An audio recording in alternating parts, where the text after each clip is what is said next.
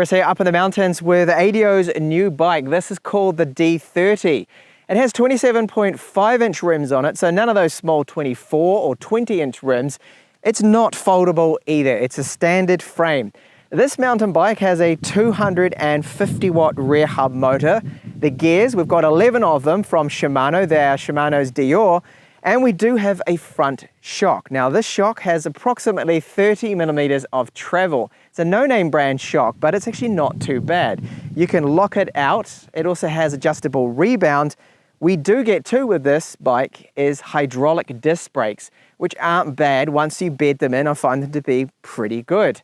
So we have 3 pedal assist modes with this, a very large screen. The bike weighs approximately 21 kilos. For the size of it, isn't too bad. And we do have a removable battery here in the frame, which is 10 amp hours or 374 watt hours. So in this review, I'll be riding it down some trails, up some trails. I'll let you know what it's like, any pros and cons. The ADO D30 here has a nice finish to the frame, so you don't see the welds. They've grinded them right down, and then paint job here is matte over the top, and it's a very good finish. Our front shock here is a no brand one. The travel you get is approximately about 35 millimeters or around 2 inches or so. So it doesn't actually have as much travel as it looks like it does. I'm looking at our drivetrain now. So the front crank here, this has a chain guard around it. And then we do have a chain. Now this one's KMC, the brand of it. And then our cassette at the back, this is Shimano with the derailleur. So Shimano D30 is what they've put on this, which is a step above what we typically see here. And it still is bottom entry level though when it comes to gears, but at least it is Shimano, you can trust it. On the motor in the rear hub, this is 250 watts and it does run off a 36 volt system, which is very common with these e-bikes that I review. It comes with no brand pedals that you do need to install. They are made out of metal and they do seem strong enough so far in my testing of them. You can always swap these out for something higher quality too. You may have noticed this here, there's a cable that goes to the top of the shock. That's because we can lock it out. So there's a little lever and you're able to lock this out completely, which is good if you're doing a big climb and you don't want to be bouncing up and down on that front suspension. Now we do have a front headlight here, LED with a reflector. It's relatively bright. The tie gets in the way a little bit, and here's what it looks like at night. So the front headlight and then the tail light too, very bright and quite safe. And it's good to see that they include a tail light. Now this one runs off its own batteries, which are 2 AAAs. Brakes on the D30, we have hydraulic calipers, so it's a whole full hydraulic system, not just the calipers themselves, and 160mm discs front and back. You can see here that we do have this quick release for the front wheel, but not for the rear one. This bike does not use a torque sensor, instead there's a speed sensor here in the crank. The battery is 10 amp hours and it sits within the frame right here. There's this little button you press and you can check on the status of the battery without even turning on the bike. So blue, it's good, green, it's in the middle, and red, you need to charge it. Just on the side, you'll find the DC in plug. Charge time is about 5 to 6 hours for this battery. Our seat here is a typical mountain bike style seat, but it does have a gap in the middle of it just for a bit of ventilation there. The padding on it, we get approximately 2 centimeters worth, and overall it is a comfortable seat. The seat post has a quick release on it, so very easy to lower and raise that seat, which can then cater to various different rider heights. It comes with a kickstand that's already pre-installed. Now I do have a bit of a complaint with this kickstand. It's an adjustable one, it's already at the maximum, and it tends to rattle sometimes, especially when riding over trails, as you'll probably hear later on in my review. So I wish that it was a better kickstand. And me personally, I would actually just remove it. I don't like kickstands on mountain bikes. They just make too much noise. The grips they have, these aren't lock grips, but they're on super tight. Like they are, or maybe they're gonna move a little bit. They're really not gonna go anywhere. I would probably change them out for lock grips later on if I was gonna be keeping this bike. So we've got our up and down with the pedal assist levels. And that is the M there to go through the modes. It's also power on. Now if you hold the up button, that will then turn on the front headlight for us. This is our rear brake. and the oil reservoir for the mineral oil that's needed for the hydraulic brake system it has. On the right, our front brake, a bell, relatively loud, and then our gear selector here from Shimano. So that's to go down the gears. This trigger right here is to go up our gears, and you can see more or less where you are by this little indicator. Then the display, so this one is an S830, very bright. You can see your speed, battery gauge right here, the pedal assist levels, and then we do have here a few little modes. So it's in the trip at the moment. You can go over to our voltage, current, and then the time that you have been riding. So pedal assist level 3 is the maximum, up to 25 kilometers per hour. Pedal assist level 2, 20 kilometers per hour.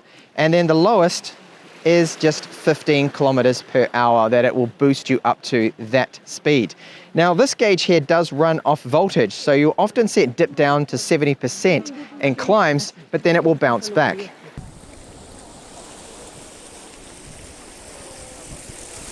Time now to see just how the ADO D30 rides. Now I've noticed that because I'm so used to my Trek rail, really wide handlebars, that these handlebars seem quite narrow to me, and turning is fine. The handlebar doesn't feel as light as it should. It feels a little heavy, but the ride is good. So with the pedal assist, how does it work? When you get up to around 5-6 kilometers, you feel the motor kick in. So it's a speed sensor. It isn't, unfortunately, a torque sensor, which would be straight away instant power there, but not with this. So I'm on level 3, so that's up to 25 kilometers per hour. I'll lower that down to level 2 here. And I've got a short little climb, but I'll take it on some proper climbs and then up some rough trails too to see how it performs.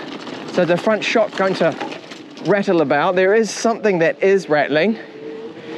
I should really get myself in a better gear here too as well. So the gears, Shimano Dior, 11 speed, good changes, okay? No problems at all with them. Changing good, up and down. They have aligned this great out of the factory with no problems. What about our top speed?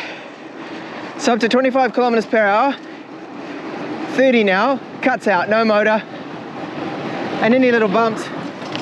Front shock's handling quite well, and there doesn't seem to be any rattle, well, not much. Occasionally the stand is rattling, and I would probably just do away with that anyway. It's up to 32 kilometers, pedaling in almost the top gear here. It's quite good, under my own pedal power, so not using that battery at all. The big climb test now. So not only am I going to just climb up this short distance, no, I'm going to go right the way up here with this bike because I want to go down the typical trails that I ride. So this climb is about 25-30 degrees. Let's see how the D30 handles this. Okay, so I'm starting this with actually no pedal assist whatsoever because it's often a frequently asked question in my videos of e-bikes. Can you ride it without the battery if it's flat? You can, but yeah, I'm telling you now, it's heavy, 20 kilos, and I can do this. I can do this in the lowest gear of this very steep climb, but pedal assist level 1, oh, that's so much better. Hello, doggies. They don't like e-bikes, these dogs. Pedal assist level 2, and this is very easy. I can even go up some gears here. So we're going about the 3rd gear now. Absolutely cruising. And pedal assist level 3. This is easy. But without that motor, it will be tough going with this climb and such a heavy bike. Brake test now. So when I get to this post, full on brakes. Not bad at all because they're hydraulic brakes. Now, one word of warning, bed them in first. The first 2 to 3, 5 kilometers actually, these brakes need a lot of bedding in, the brake pads. Then they start to brake very good. About halfway now with my climb. The climb's approximately 300 meters over about 2.5 kilometers. And it's really easy going. That motor, even though it's just 250 watts, is making this an absolute breeze. Now, light trails like this one right here, this bike is okay for, but I wouldn't go on any intermediate or expert, not with a bike like this, not with this kind of quality. So the front shock It's doing an okay job at just soaking up some of those little bumps, but anything major, it does kind of bottom out. It's only got really about 2 inches of travel, not even that, I'd say just under. You see with this rocky bit, it's doing okay. Now I have a big drop up ahead. I normally do this on a 29-inch full suspension, so let's see how the D30 is going to handle it. Some big bumps, front suspension's doing okay, and here we go, the big drop. Which from the perspective of the GoPro, didn't look big at all. What about climbing now? So very rocky along here. I can go up this a lot easier than if I did not have, of course, the motor helping me, but with this front suspension and the hardtail, it's pretty hard going. The speed sensor has now just cut out because I'm not going fast enough. So that's about all I can do when it comes to climbing up this, because you need to be about 5 or 6 kilometers for it to actually work, because it doesn't have a torque sensor. Now for the ride down to the coast, you can just see the waves down there. That's my destination. Yes, I know, on this thing. A little scary. But let's go and see how it handles it going down trails. You can get the seat right down, which is good, helps my balance. And as long as I don't touch that front brake, I should be fine going down this trail. Okay, so I survived going down that trail. Very rough though. Really do need a full suspension and just a lot more travel on the front shock. Definitely for a trail like that I just went down and tackled.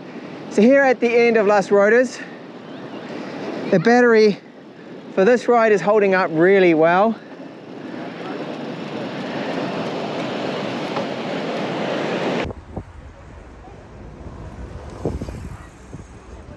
I've made it back home now, so 58% battery remains, and I managed to do 27 kilometers with 2 very big climbs. So this battery life is excellent.